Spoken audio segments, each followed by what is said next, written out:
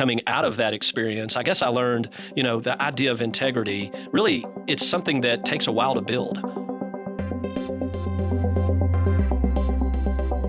What's up, everybody? Welcome back to Awesome Inc.'s podcast, where we highlight people pursuing their definition of, you guessed it, awesome.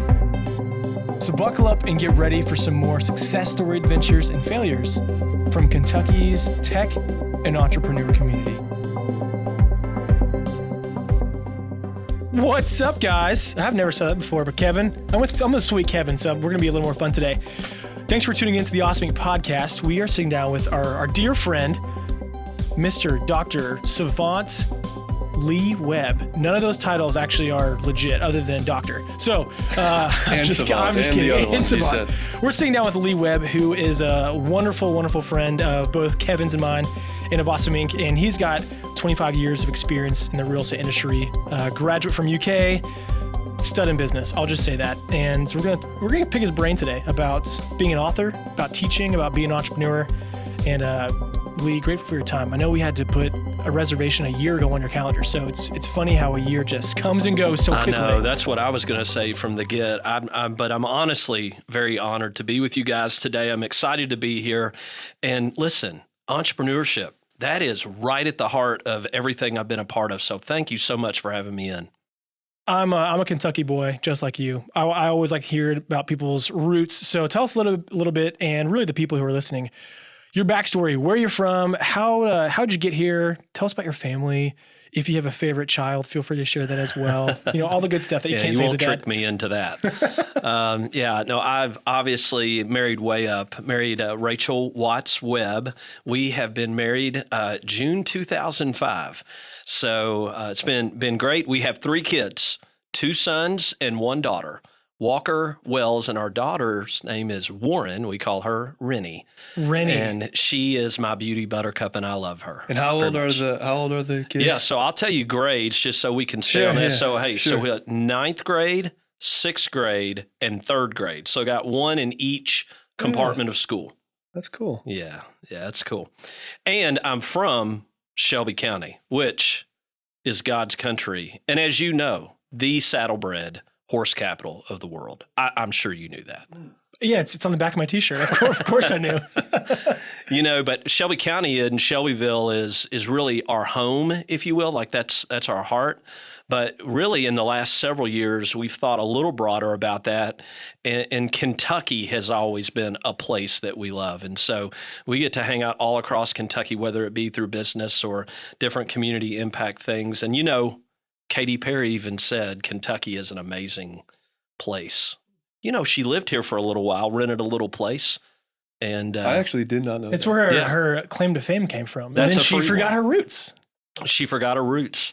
Huh. But she knows it's an amazing kind of place. And Daniel Boone's not the only one. So so that's where we are. So we love Kentucky, love to serve all across here. And being in the commercial real estate business means that we can serve really from Pikeville to Paducah, if you will. So we work with investors and buyers, and we consult with landlords and tenants. We do all kinds of things as real practitioners in the commercial real estate space. I've got to do a lot of intentional risk taking over the years, and that's been great. A lot of entrepreneurial things. I love starting things and working with people that love to pioneer stuff. So I'm excited to be here today. I mean, you won't find anybody more interested in what you guys are doing. So, and then I think that's true. Well, and here's the thing too. Out of that, I get to do a lot of coaching, primarily my kids' soccer and basketball and all that. So I try not to get too competitive. Good entrepreneurs are a little competitive, Kevin.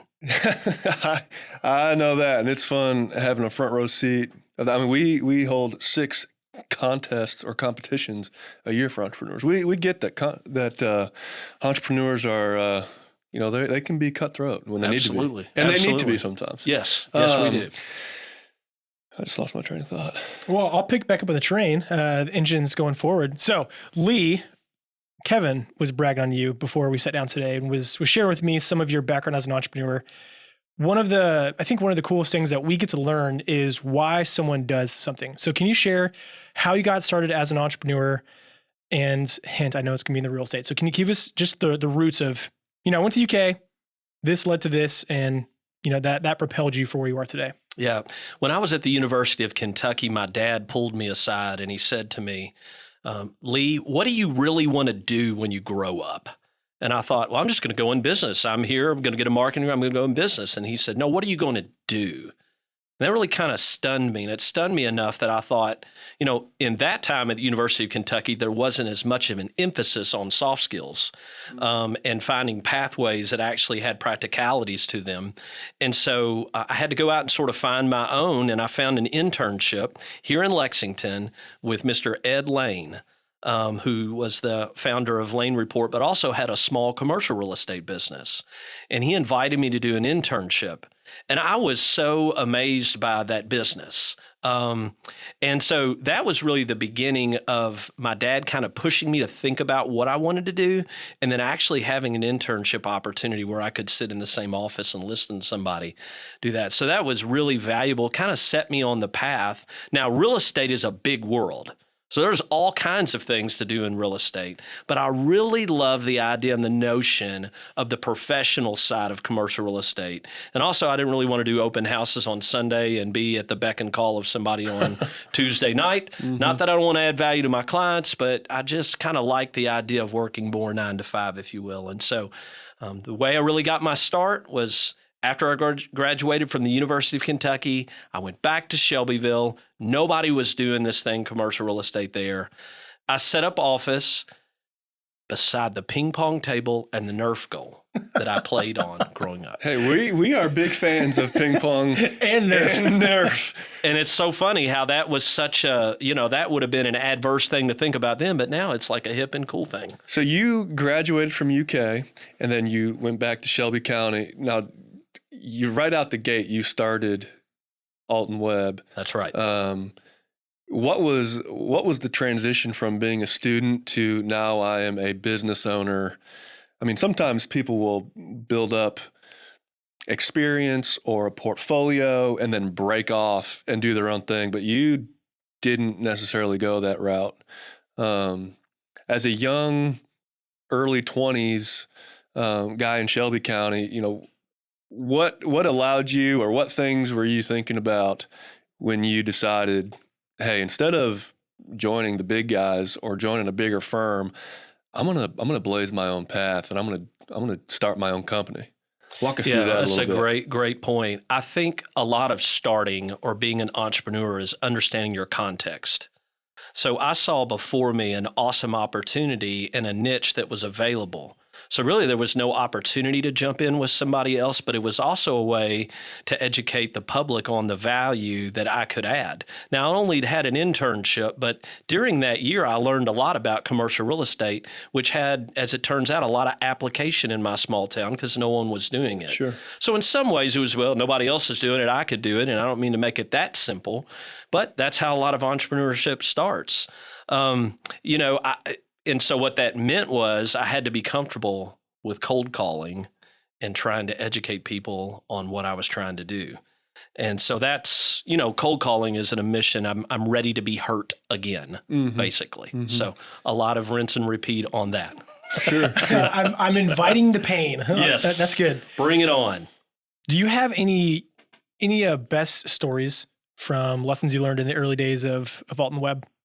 Yeah. So I think one of the things that drove me to entrepreneurship and thinking about starting my own company as it relates to that question is, so the opposite would be joining up in the corporate world, which seemed very stuffy and pretty predictable and quite depressing. And if you know Lee, he is not any of those things. I was wanting to fight status quo and sort of go in my own path a little bit, stray from the conformity just a tad. So with the idea of being an initiator and an innovator, I guess there's a lot of stories that I could tell you about the adventures that I had. But I'll tell you one, if you'll listen Oh, in for let's just do a this. second. Is this the one like, trophy story like that comes to mind? This is the one that makes your face red like mine's getting right now thinking about this. So early on in this cold call mentality, right? So like you're picking up the phone, and this is a little while back, okay? So people had landlines still, and they actually answered it randomly. Okay. It's just kind of a shocking thing. Even somebody to answer the phone to talk would be a weird thing today. But so I would call through my Rolodex, which was not very deep, and then I would call through whatever numbers that I could find, exercising my great ability to tell them that I could give them the greatest service in the world in commercial real estate, of course. So I would journey into that, and oftentimes I would find that I was an idiot as I started. And so I would just conveniently change my name halfway through because who cares? It's just a cold call and they don't recognize my voice and I'm young, so who cares? Awesome. So I just changed my identity, and if it went really bad, I would hang up. One particular time I did that, now I don't know if y'all are familiar with this, but there's such a thing as star 69. Oh yeah. Oh, yeah. Do you know about this? Oh, yeah. I mean, we were middle school and high school boys at one No, point. I think that was star 67. Star 69 was the callback feature, right? The callback feature. Yeah. So if you were... Oh, I'm thinking of like the blocking your No. Blocking. ID. No, this is not spam stuff. This is man. like somebody just called me and I'm going to find out who that was. So here I am lying about my identity, sort of hanging up on people. And somebody star 69 me called me back and said, "Who is this?" And I said, "Oh, this is Lee Webb, I'm in the commercial real estate business. You just called me 10 minutes ago, son. You're in trouble, and there is no way you're going to be in business in this town long term." So that was the beginning of learning the value of honesty and integrity. Did you ever find out who that person was? I did, and I'm still embarrassed to see them today. But hey, gosh. lessons learned. That is awesome. My dad, these are the best stories. So when salespeople used to call our house, I remember growing up, and they would always call at the worst times. It was always Absolutely. like 6 o'clock Absolutely. during the week. Everyone's eating dinner, and my dad used to answer the phone and come up with the craziest stories on why he couldn't talk to this person on the phone. And he was probably talking to people like you, Lee. That's awesome. Yeah, That's great. I mean, we were just trying But you to get turned out started. okay. You turned out okay. I think what you learn is to be a lasting entrepreneur, you're going to have some quality of character, right? And really, in a serious note, coming out of that experience, I guess I learned, the idea of integrity, really, it's something that takes a while to build.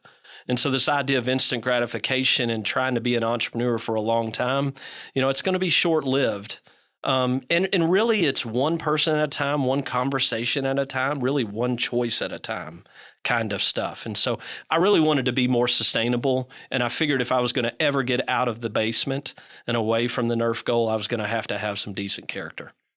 What were some of the challenges you faced? Again, you were super young, starting this new company in a county that really hadn't had anything like this before. Go walk through maybe a challenge or two.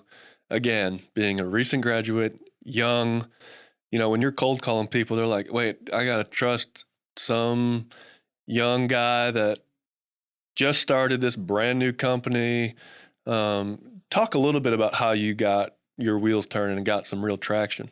Yeah, so not only was I young and trying to convince people to use my services, a lot of them weren't familiar with my service. Sure.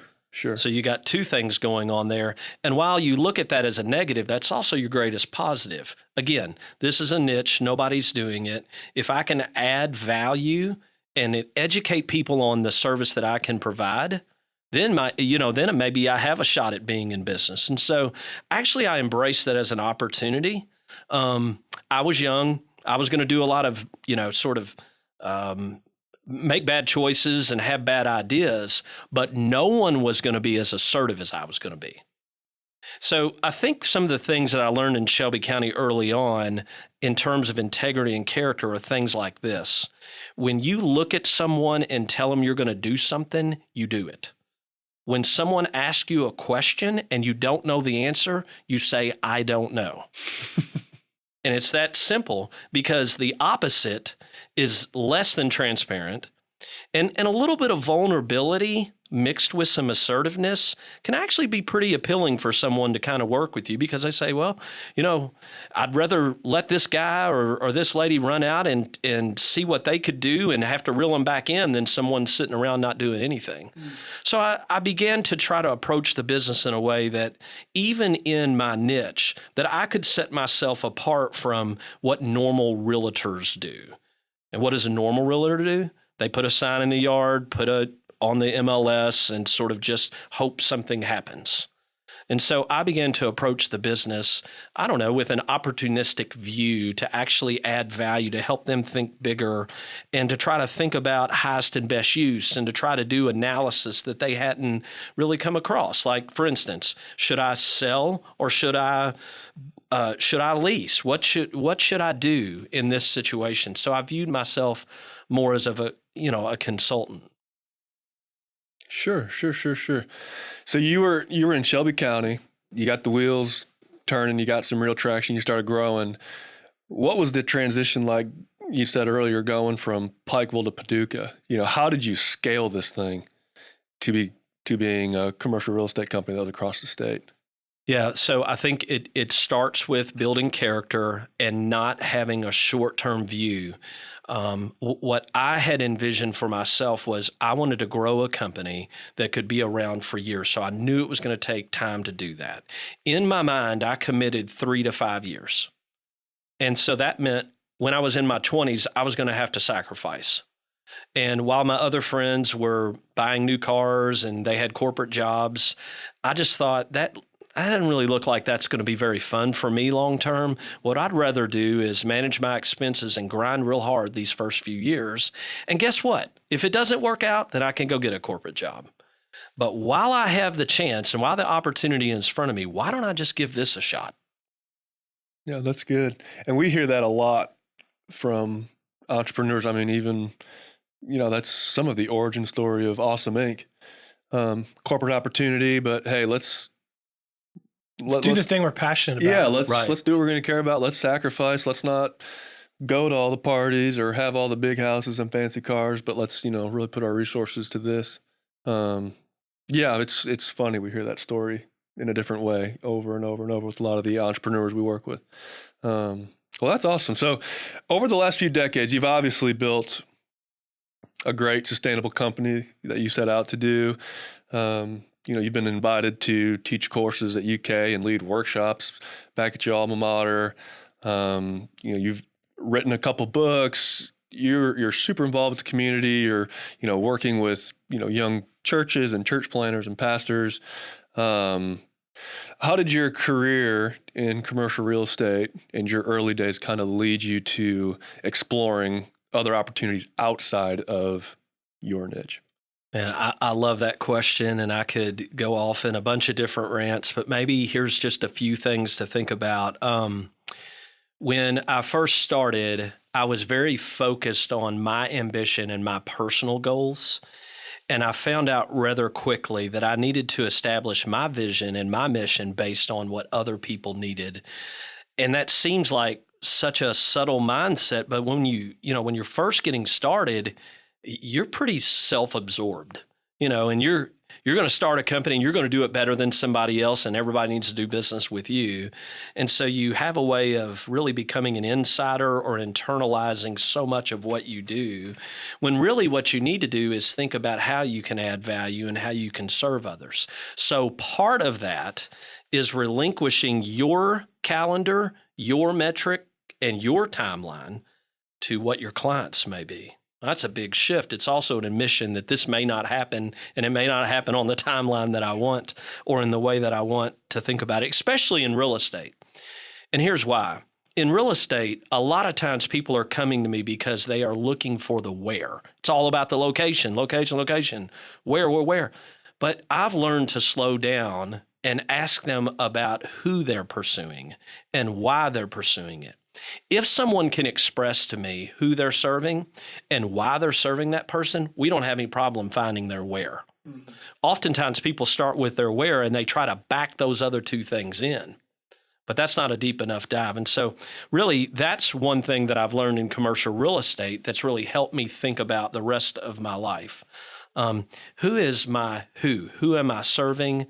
And then why am I doing that? And then let's talk about the where. I think another thing that I've learned in commercial real estate that I love and developed really over a period of time, and I don't think you really have a choice, and that is a heart for collaboration. What does it look like to roll up your sleeves and actually work towards something that draws consensus?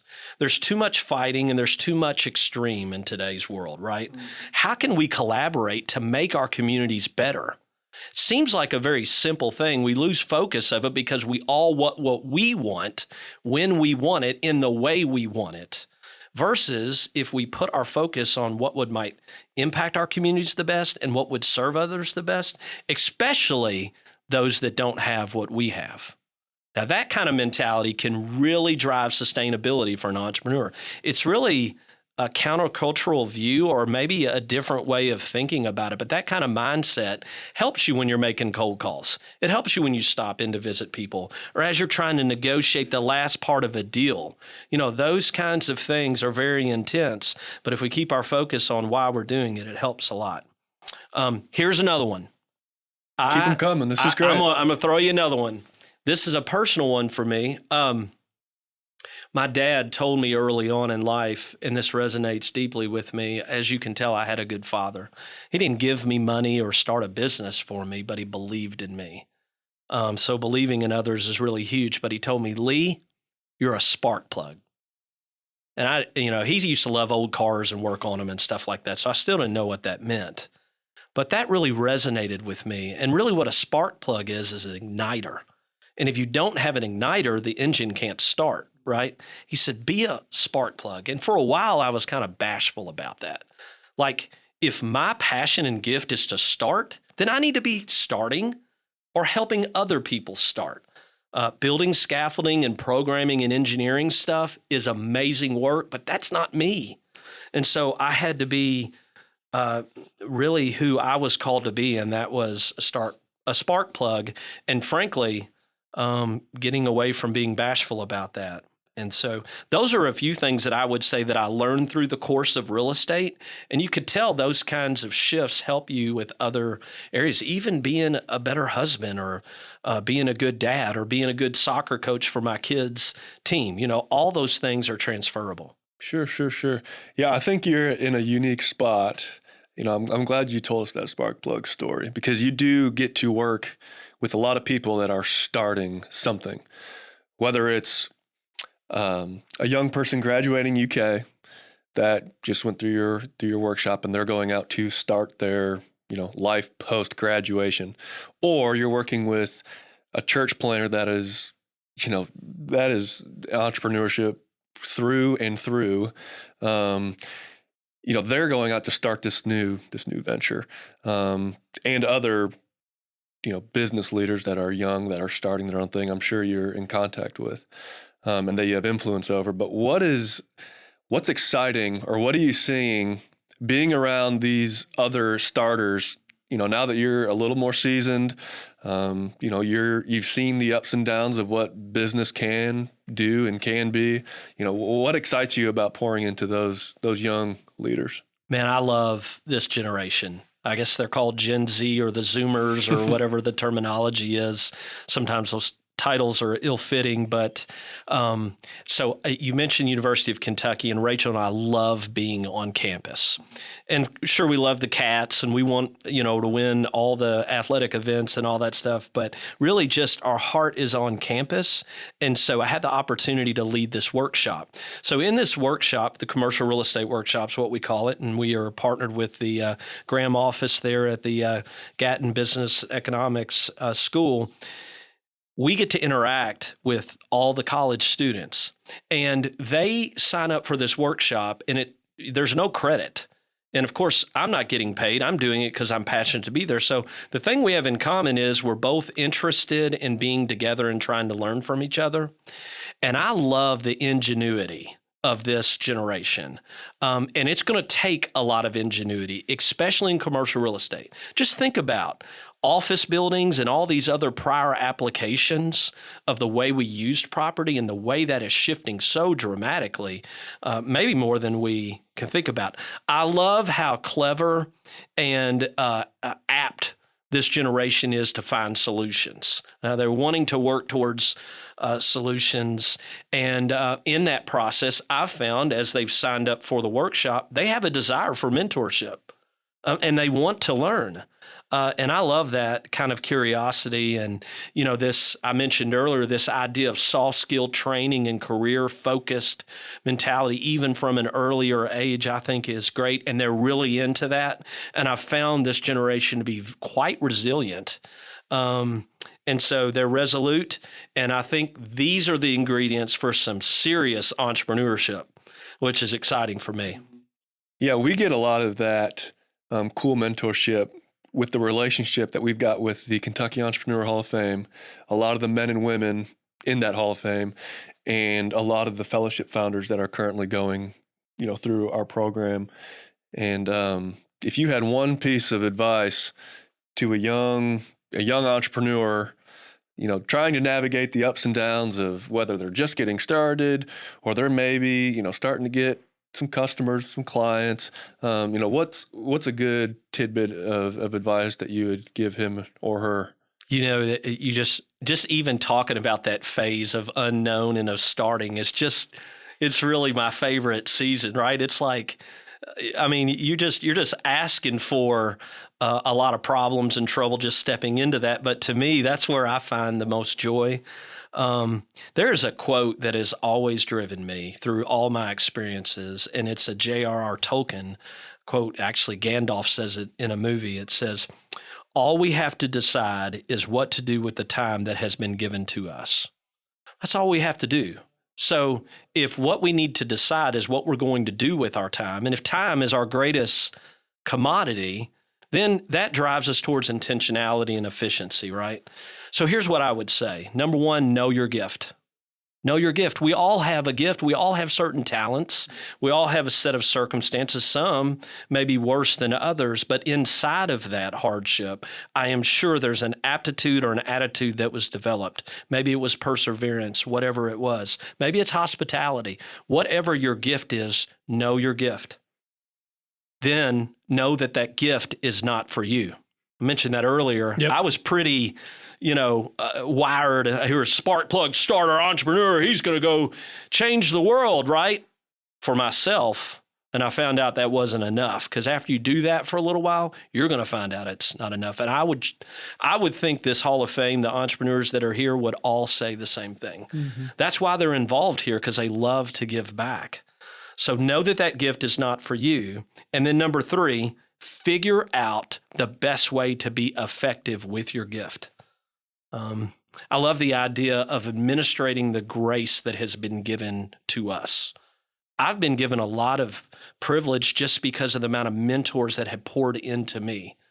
So when someone wants to talk about what it looks like to start something, I'm really excited to talk to them because not just I'm a starter, but also because I can see the amount of faith that they are taking in this exercise, and so many people that have believed in me that I want to be able to give back to them too.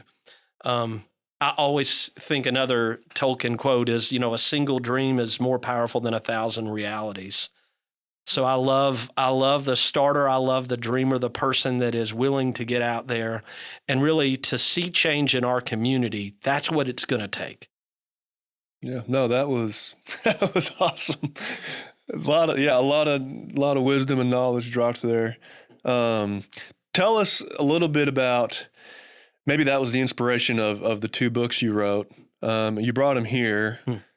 Quickly give us a synopsis of the two books. One, Go Outside, which is, I think, more recent, and then Now Then.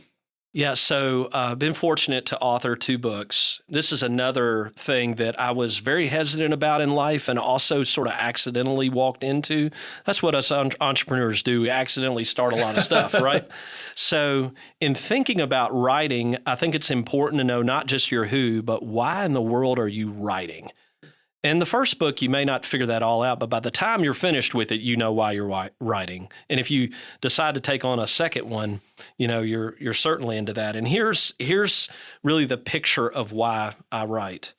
The author who benefits you most is not the one who tells you something you did not know before, but the one who gives expression to the truth that has been dumbly struggling in you for utterance. That's Oswald Chambers. And so in my entrepreneurship and 25 years of helping people start stuff, I found that all of us as starters are very hesitant, if we're honest. Mm-hmm. If you're not hesitant, you probably don't need to start. So the book Go Outside is about really encouraging and inspiring others to take that step past their discomfort, past their indifference, to step outside of that to see community change. The next book, Now Then, is a work that's a little more, requires a little more contemplation. So this book is about how to begin again. So they're not really sequels, but they are companions in the sense that Go Outside is that starter, passion, we're going. And Now Then's like, I've started a couple things, and even though that might have gone better than I thought, I've got a lot of questions. So how do we begin again? And it's really not a post-pandemic book, but it kind of feels like that. So if you think about coming out of all of these... The old pandy whammy. Yes, that's it. So thinking about coming out of all of these questions and all of these changes, whether it be in technology, society, or whatever, how in the world do we begin again? And so these 2 books really are just tools of encouragement. And so I just thought if we formalize these 2 things into books, and if I was able to give away thousands of them, how could I help people? And really, I gave up the idea of traditional metrics, as I told you a long time ago. So for me, change is organic and it's relational. And so if I can fuel you and, you fuel somebody else, then we're all winning. Oh, that's sweet. A lot of what you said made me think of the famous author Zig Ziglar, Mm-hmm. In life, you will get what you want by helping enough people get what they want first. And I think for me to put a little pretty bow on this, your book's yellow, so we'll put a nice yellow bow on this. Something you mentioned earlier, you had to learn some sort of resolve when making a lot of cold calls. You mentioned a lot of character, which I think, myself included, is something we all take for granted, and it's something that we all want more of, and we don't say that enough. How'd you learn to, maybe toughen your skin or thicken your skin to getting no's when people did not understand you? And then how did that only push you forward to finding the right people to partner with, to teach? Because it sounds like you are making a point actively to continue to give back and pour into the next generation. No, it's great. I think no is better than maybe.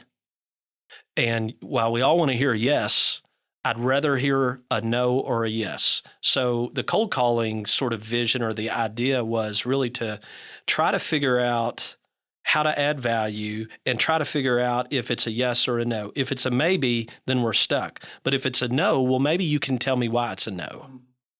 So actually hearing no 3 or 4 times was just the beginning of the conversation. I wasn't trying to manipulate people into whatever, but let's just say it's a no. If it's a no, then I've learned a lot about what's happening and why it could be a yes for somebody else. So thick skin and hearing no is part of the process, and it should not be skipped over. No, that's really, really good. Yeah, I like that. That's great. Well, Lee, just made it up. Well, yeah, I'm glad you did. Hey, we'll trademark it. Yeah, you should put that in your next book. That's right. Well, last thing, maybe 10-second comment. Knowing what you know now at the beautiful age of forever 30, what's something that you would go back and tell your 20-year-old self when you were first finishing college and starting your first venture? So what I would tell myself if I was my younger self would be to trust, to acknowledge, to lean on something higher than myself. And for me, that's my faith. So I find that through my relationship with Christ. That may not be the case for someone else. But for me, my compelling to serve others comes from my faith. You may find that from a different place. But that takes a lot of the pressure off for me, because now I know that for me, I'm really serving a greater good. My time on earth is limited. I have certain gifts. So why not try to serve in an exponential way? So I would have told myself really, hey, what about if you thought about this more as a journey in servanthood versus a journey in becoming something entitled or having a title? Cool. That's good. He just dropped the mic. He Yeah, didn't sorry, hear it, but he dropped Add it. that, cut that around, do Yeah, whatever I you do love with it. all No, that. that's good. Yep. Well, Lee, I know your time is valuable, and you're about to fly out to LA for your next appointment. So I cannot stress how grateful we are to get a good old Kentucky boy back in the, Amen. the I'm not Osmic going. space. I'm not leaving this state. By the way. Okay. Oh, So we're I good. must Just have misread staying your right here. calendar. I think LA must stand for Louisville area. So that's good to know. That's good to know. That's great. Well, Thank you, Garrett. Yeah, Lee, thanks so much for your time. And again, for those of you who are joining us today, appreciate you listening. And again, go check out all of our socials at Awesome Inc. at Awesome Inc. Lex for more wonderful stories of entrepreneurs and spark plugs like Lee Webb. So, sweet Kevin, I think it's lunchtime. It is lunchtime. We're Awesome. signing off. That is awesome, Inc. Well, that's it, guys. Thank you so much for checking out this episode of Awesome Inc.'s podcast. And another quick thank you to Lee Rosevere and a few members from our community who provide the music that you hear in this show. Lastly, give us a follow on Instagram, Facebook, all that jazz. Or even better, come on down to our space. Come be a part of our community and get plugged in, and let's start something awesome together. You guys rock. We'll see you next time.